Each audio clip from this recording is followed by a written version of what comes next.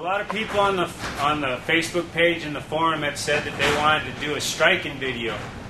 And I think a striking video is pretty much common sense as far as everybody thinks it's about swinging the big hammer and being correct swinging the big hammer, but strikers, when a striker is allowed in a class, the number one thing a striker does is make sure above and beyond anything is that you do not burn the project up.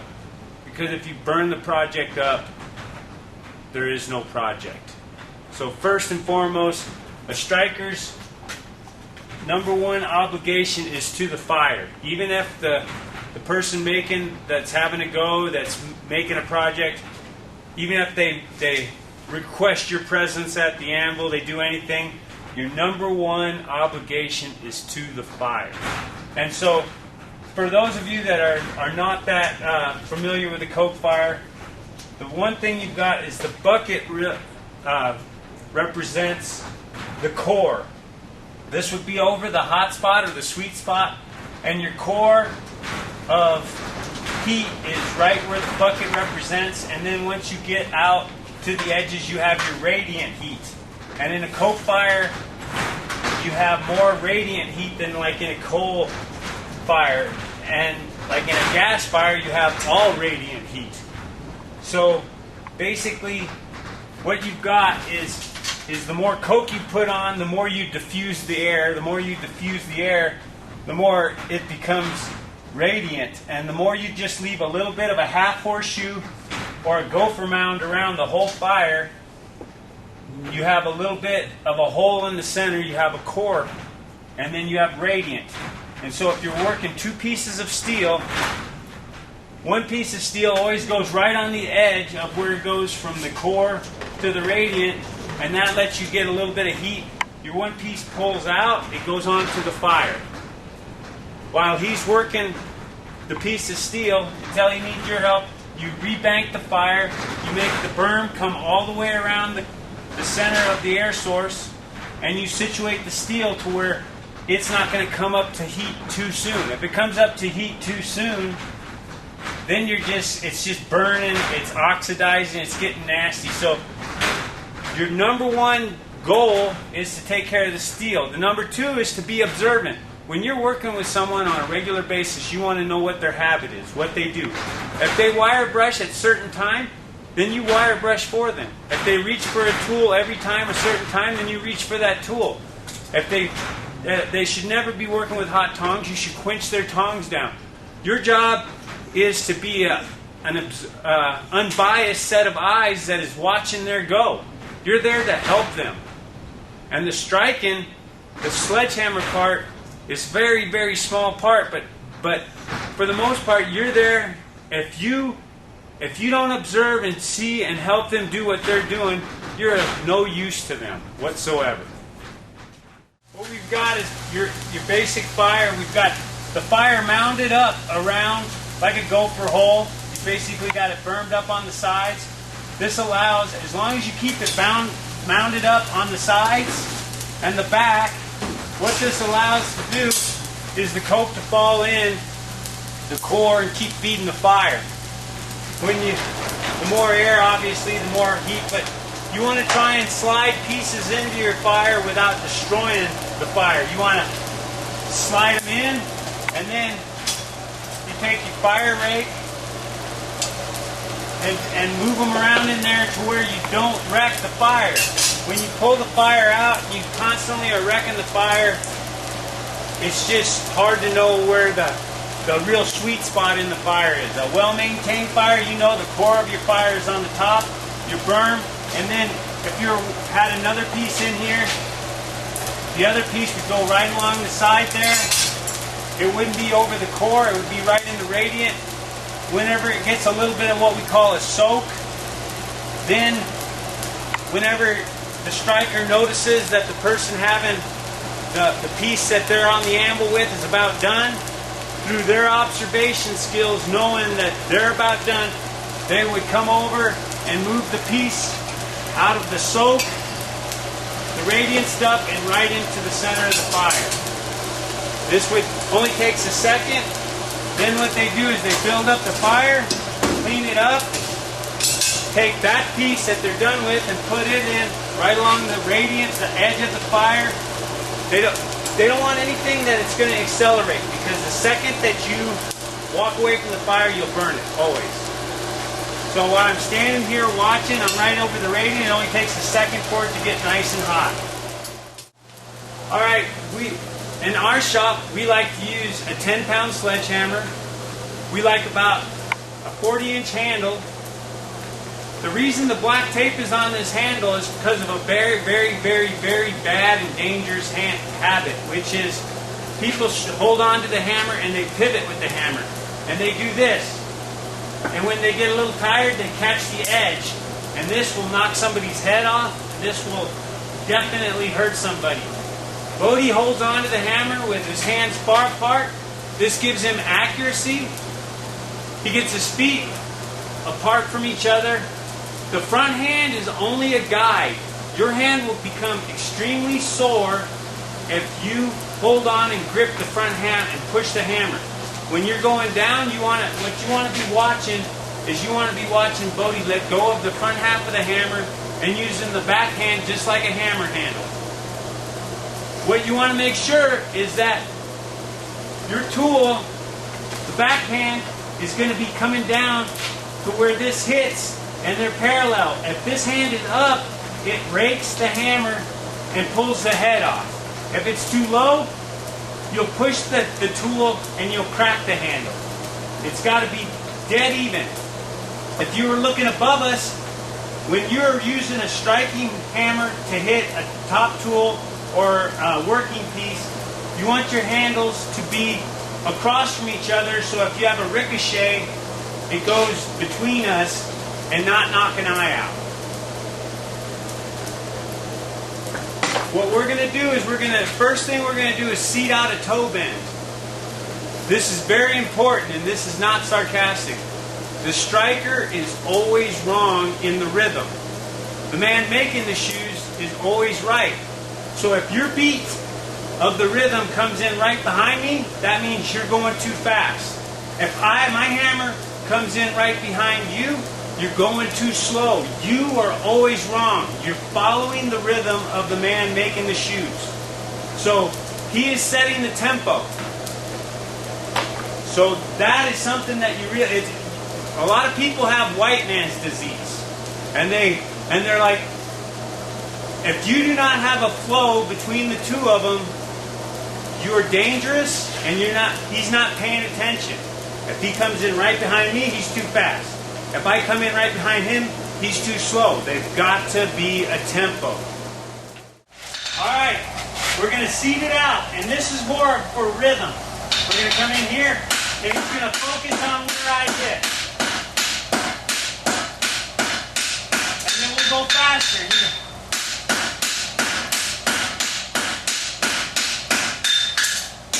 What we're getting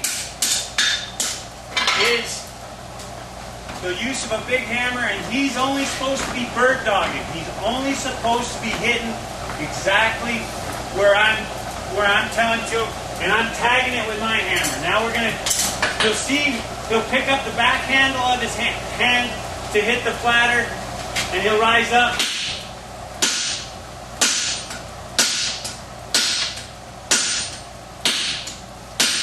A flatter is a good tool to use when you don't know each other and you don't know what he's going to do.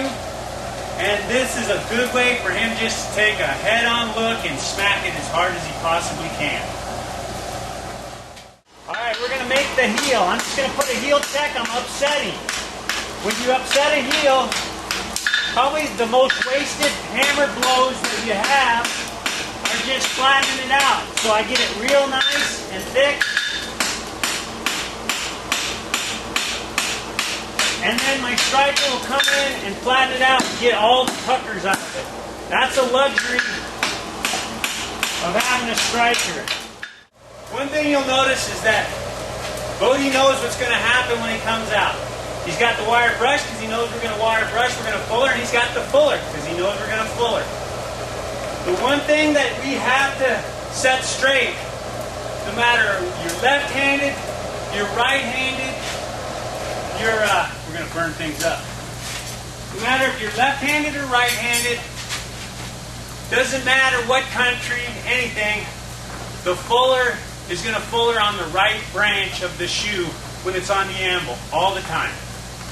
Doesn't matter if the shoe is facing you, away from you, you're going to fuller on the right branch. And that's something people get confused, but as I'm looking at the anvil, the fuller's always here because that's a systematic. If I'm going to strike for somebody from England, they would fuller the same way.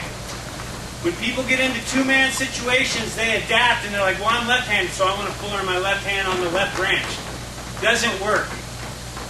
You never make it into a team environment unless you focus on fullering with the tool in your right hand regardless.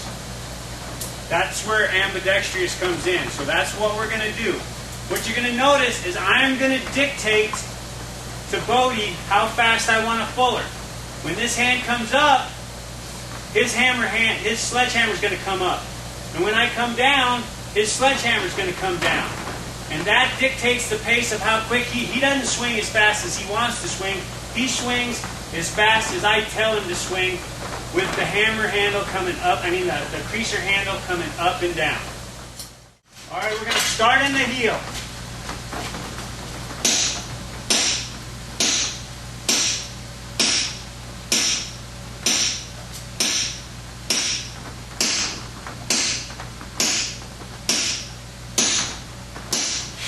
All right, now watch, I'll dictate the pace a little bit faster.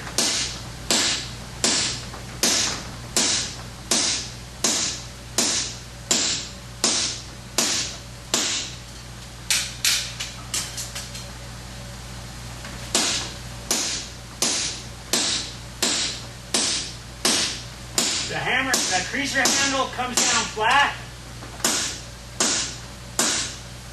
And we'll go one last cleanup pass. Cleanup pass, we're going faster. 4 overlapping blows. Alright? When we head stamp, he's going to stay square to the head stamp.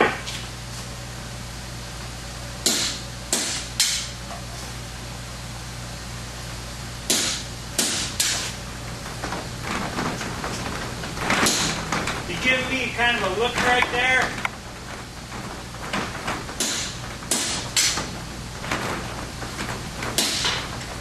One each.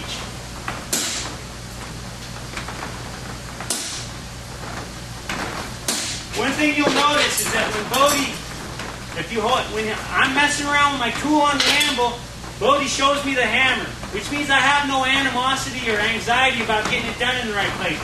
When a guy has a sledgehammer over the back of his head, he's waiting for me, there's a certain amount of pressure. So when you're striking, when you're waiting on him to show you something, you make sure you show him that hammer, and then that way he can get it right.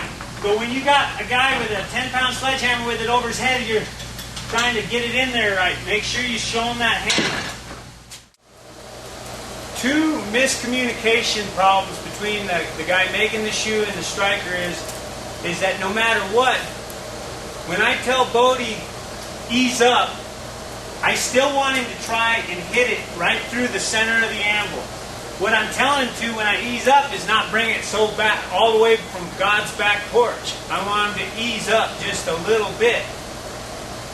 If you don't follow through, you get ricochet. When you don't have follow through, you get glancing blows. And when you don't follow through, none of the top tools work correctly. So no matter what, when you say ease up, that doesn't mean that you don't want to try and drive the tool to the center of the anvil. That just means that you don't bring it all the way from the small of your back.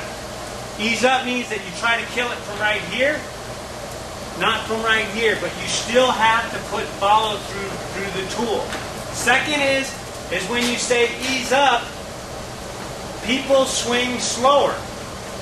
I still run the tempo of the whole program with my tools. When I say ease up, that just means to not bring it from so high. So most tendencies is when a person says ease up, they go, and that's not what we mean at all. Ease up means don't bring it from God's back porch. and ease up means don't kill it. Always start, as a striker, always start not hitting the project so hard. And the guy making the project can say, hit it harder.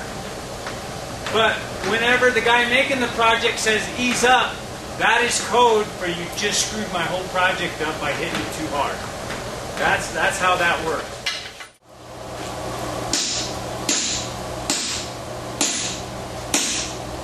When we're first lining it out, he gives me plenty of time to find my line. So I'm not really scratching and I don't go off course. Then the second pass is a little bit more brisk.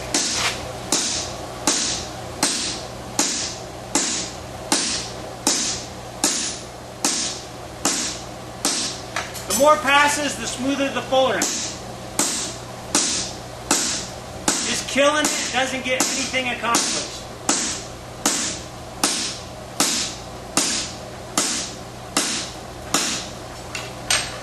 We'll mark our tree.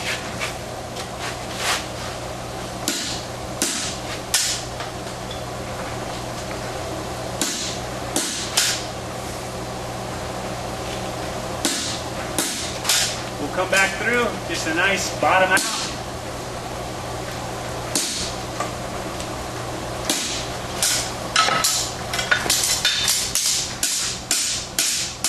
Then me and him are going to just flatten her out together.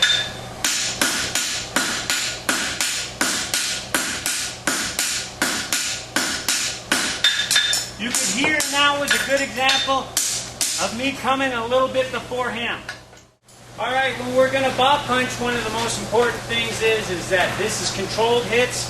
These are unorthodox hits. My striker's got, we're going to wire brush and we're going to bob punch. So he's got those tools ready and waiting on us. There we go. And then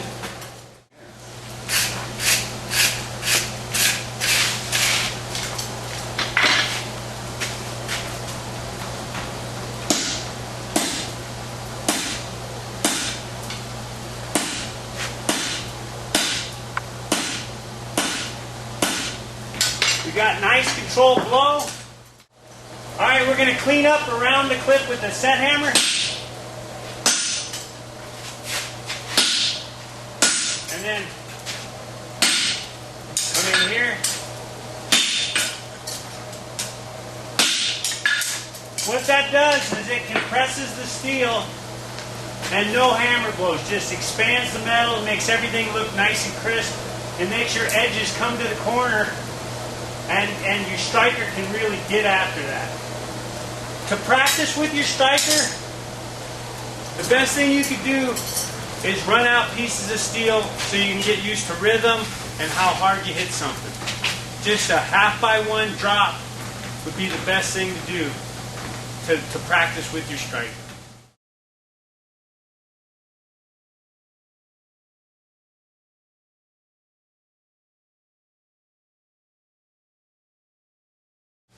WCB is pretty happy that we're going to start carrying the Jim Blurton creasers. They're really nice. He's got one nice wide blade for two-man work. They're really nice and hard. A nice clean tool, and pretty much for being a keg tool, coming to you with no grinding or polishing for personal preference, they work pretty good right out of the box. So look for these at all the locations we go to, or check out the website. And you can get them online. Thanks a lot. Where do you find a one-legged dog? Where? Right where you left it.